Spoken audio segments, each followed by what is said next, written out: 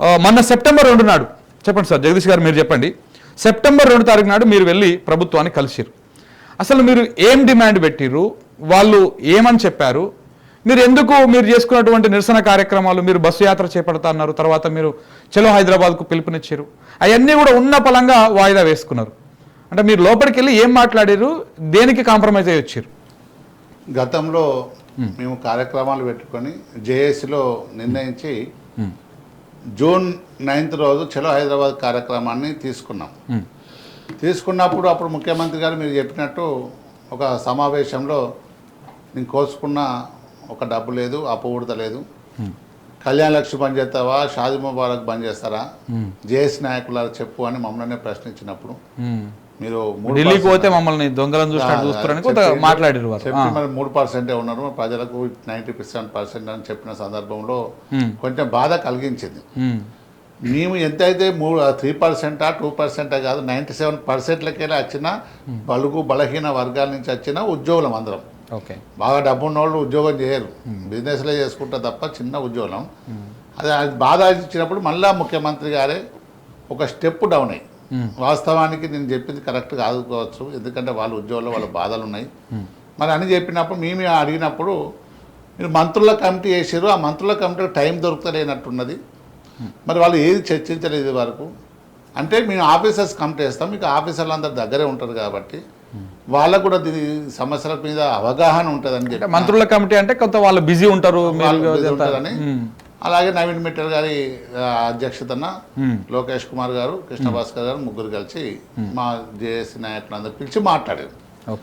మాట్లాడి ఒక రిపోర్టు మంత్రుల కమిటీకి ఇచ్చిన మనం పిలిచి మాట్లాడిన తర్వాత అప్పుడు ఒక డిఏ ఇస్తున్నారు, 6 నెలలకు ఒక డిఏ ఇస్తున్నారు, ఈహెచ్ఎస్ అమలు చేస్తా అని చెప్పారు.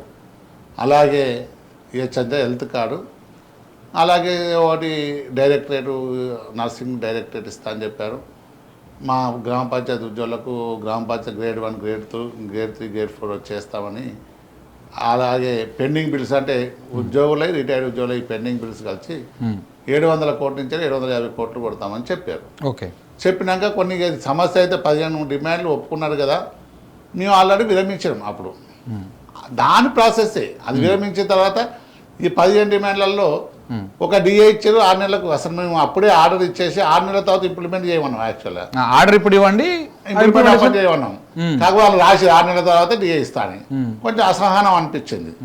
మరి ఇవన్నిటి గురించి హెల్త్ కార్డ్ అయితే మెయిన్ చాలా ఇంపార్టెంట్. హెల్త్ కార్డ్ ఇప్పుడు ఆ హెల్త్ కార్డు ఊసేలేదు. గత ప్రభుత్వంలో జీవో నంబర్ 186 తీసుకొచ్చి మరి ఇవన్నీ ఆ జీవోని ఇంప్లిమెంట్ చేస్తున్న సందర్భంలో దాని గైడ్లైన్స్ ఏవి ఒక్కరోజు కూడా మనం మాట్లాడలేదు.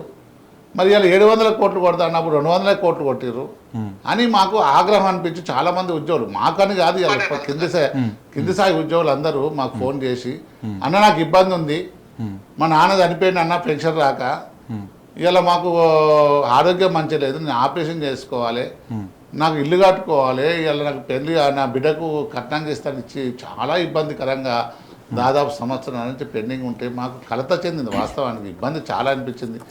ఏంది మేము ఆల్రెడీ కార్యాచరణ తీసుకొచ్చినాక మాట్లాడి కూడా ఇవి అన్ని 15 డిమాండ్లన్న కవిసాలు ఇవ్వాలి కదా అని చెప్పేసి మళ్ళీ ఒక జేఏసీ సమావేశం ఏర్పాటు చేసుకుని ఆగస్టు 15th లోపట మీరు ఏవైతే ఒప్పుకున్నారో మీరు క్యాబినెట్లో ముఖ్యమంత్రి గారి సమక్షంలోనే క్యాబినెట్లో ఒప్పుకునే 15 ఆ వాటిని మాకు తక్షణమే ఇవ్వండి, మా హెల్త్ కార్డు ముఖ్యంగా మొట్టమొదటిగా ఇవ్వమని చెప్పి మేము చెప్పినప్పుడు, అలాగే సిఎస్ గారికి ఒక లెటర్ ద్వారా చెప్పినాం, మీరు ఒప్పుకున్నవి మాకు ఇవ్వలేదు కాబట్టి మేము ఎందుకు చలో హైదరాబాద్ కార్యక్రమం పెట్టుకోకూడదు, మేము సెప్టెంబర్ 8 నుంచి బస్సు యాత్ర చేసుకుంటూ సన్నాహ సమావేశాలు ఏర్పాటు చేసుకొని అక్టోబర్ 12 నాడు చలో హైదరాబాద్ ఎల్బీ స్టేడియంలో 1,00,000 మంది ఉద్యోగులతో చేస్తామని మేము చెప్పాం. చెప్పినాక దాని క్రమమే ఇది. మా ఉద్యోగులు ఏమనుకుంటారు, మేము ఎవరైనా ప్రభుత్వానికి నమ్ముతాం కదా ఇస్తా అంటే, అదే 15 ఇలా మొన్న పిలిచిన తర్వాత ఆ 3 నెలల్లో ఒకసారి 750 కోట్లు కొట్టారు, ఒకసారి 700 కోట్లు కొట్టారు, తర్వాత ఒక 400 కోట్లు కొట్టారు. దాదాపు 19 కోట్ల దాకా 1900 కోట్ల దాకా మాకు కొట్టిండ్రు పెండింగ్ బిల్స్. ఇంకా చాలా డిమాండ్ ఇంకా ఉన్నాయి. కనీసం అవి ఇస్తలేరని చెప్పేసి సంతోషమైనా 700 అయితే ఇస్తే 700 తర్వాత కొంచెం పెంచుకోవాలి, కొన్ని రోజులు అయితే అవి సాల్వ్ అవుతాయి అని మేము ఒప్పుకున్నాం. ఇలా హెల్త్ కార్డు ఒప్పుకున్నాం. మా ఉద్యోగులకు ఏమనిపిస్తుంది, 50 డిమాండ్లు ఎందుకు నెరవేర్చలేదు, ఇలా 5 డిఏలు ఉన్నాయి కదా, ఒకటే ఈ డిఏ. మరి ముఖ్యమంత్రి గారే కోసుకున్నా ఇది అన్న సందర్భంలో మేము 1900 కోట్ల నుంచి వెళ్ళి 2 డిఏలు ఇప్పించుకున్నాం, ఇలా హెల్త్ కార్డు సాధించుకుంటున్నాం. ఇదే ఈ సాఫ్ట్ కార్నరే ఉద్యోగులకు అనుమానాలు దావిస్తుంది. ఎందుకంటే మీరు ప్రభుత్వాన్ని మెడలు వంచి మీరు ప్రభుత్వం దగ్గర డిమాండ్ చేసి ఖచ్చితంగా మా ఉద్యోగులకు ఇవి చేస్తారా చెయ్యరా అని చెప్పేసి డిమాండ్ చేయాల్సినటువంటి ఉద్యోగ సంఘాల నాయకులు ప్రభుత్వం పట్ల ఎక్కడో కొంత సాఫ్ట్ కార్నర్ చూపిస్తున్నారు అనేది ఉద్యోగుల్లో వస్తున్నటువంటి అసంతృప్తి. ఇప్పుడు సాఫ్ట్ కార్నర్ ఎక్కడ ఉంది? ముఖ్యమంత్రి గారు అంత సీరియస్గా చెప్పిండ్రు. ఒక ముఖ్యమంత్రి డైరెక్ట్ చెప్పిన సందర్భాలే లేవు. ఒక ఉద్యోగ సంఘాల జేఏసీ చైర్మన్గా మేము చెప్పినప్పుడు ఒక ముఖ్యమంత్రి ఎప్పుడు మాట్లాడలే. మరి ఇలా మా ముఖ్యమంత్రి మాట్లాడిన మా సీరియస్నెస్ తెస్తలేదా? ఈ కోసుకున్న ఒక్క డబ్బు కూడా ఇవ్వన్న ముఖ్యమంత్రి గారు మా ఉద్యోగులకు న్యాయమైనవి కానీ చెప్పి 1900 కోట్లు బకాయిలు విడుదల చేస్తే అది సాఫ్ట్ కార్నర్ కాదా? ఒక 2 డిఏలు ఇచ్చింది కదా, అంతకుముందు ఒక డిఏ ఇచ్చిన, ఒక డిఏ కూడా ఇవ్వలేని పరిస్థితిలో ఉన్నామంటే ఒక డిఏ ఇచ్చిన 6 నెలలకు ఇస్తానని 3 నెలలు అయిపోయింది, 3 నెలల తర్వాత ఇస్తారు. ఇవాళ మా జాయింట్స్ ఆఫ్ కౌన్సిల్ సమావేశాలు లేవు, ఉద్యోగ సంఘాలకు రికగ్నైజ్ లేవు, గత ప్రభుత్వం రికగ్నేషన్ కూడా లేదు. చాలా మంది తెలియదు ఇది, అసలు మనం పిలిచి మాట్లాడమే తప్పు.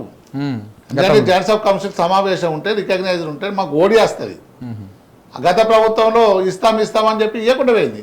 ఇలా జాయింట్స్ ఆఫ్ కౌన్సిల్ సమావేశాన్ని ఏర్పాటు చేస్తారు, హెల్త్ కార్డు ఇస్తారు. హెల్త్ కార్డు ఎంత ఇబ్బంది చేస్తా, ఇవన్నిటికన్నా అలాగే ఇంట్లో ఆరోగ్యం చెడిపోతే తెలుస్తుంది ఆ ప్రాబ్లం. కొంత 20 లక్షలు 30 లక్షలు ఇలా హాస్పిటల్ ఖర్చు పెట్టి వాళ్ళ కుటుంబం వీధిన పడ్డది. ఇలా హెల్త్ కార్డు ఇస్తా అని చెప్పారు కదా, ఇలా 8వ రోజు సిఎస్ గారు మీటింగ్ పెడతారు, హెల్త్ కార్డు ఇస్తాన్నారు కానీ ఇస్తాడా అన్న, రేపు పొద్దున ఇంప్లిమెంట్ అవుతుందా అని చెప్తే ఎట్లా ఉంటుంది? ఇలా ఉద్యమం అంటే తెలంగాణ ఉద్యమం కూడా అంచెలంచెలు అయింది కానీ ఆయన దగ్గర పైసలే లేవు. మాకు తెలుసు కదా గవర్నమెంట్ ఎన్ని పైసలు ఉన్నాయి. ఏదో భయమో భక్తితో ప్రేమతోనో ఇలా 1900 కోట్లు అయితే తీసుకున్నాం కదా, ఇంకా మళ్ళీ అది పెంచుతా అన్నారు కదా. ఒక సాఫ్ట్ కన్నా ఉండదు. ఇలా వర్షాలు వస్తున్నాయి, ప్రజలు ఇబ్బంది పడుతున్నారు.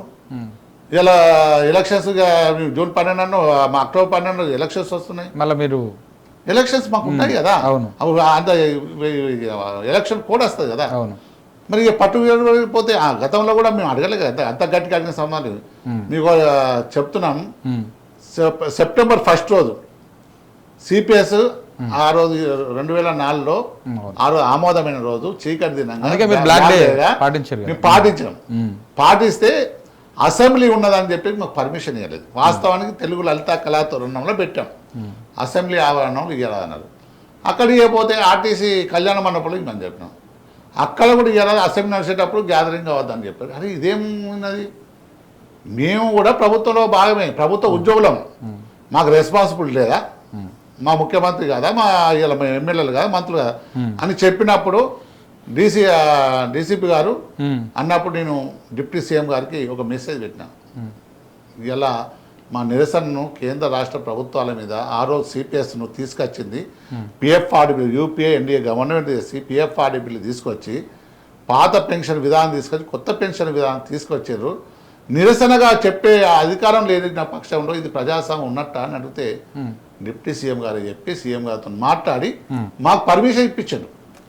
ఎస్ మీరు నిరసన తెలియజేయండి, నిరసన ఎట్లా ఉండాలి, నిరసన లెక్కనే ఉండాలి అంటే 100% మేము సీసీఆర్ రోడ్లు లోబడే ఉంటాం ఉద్యోగం.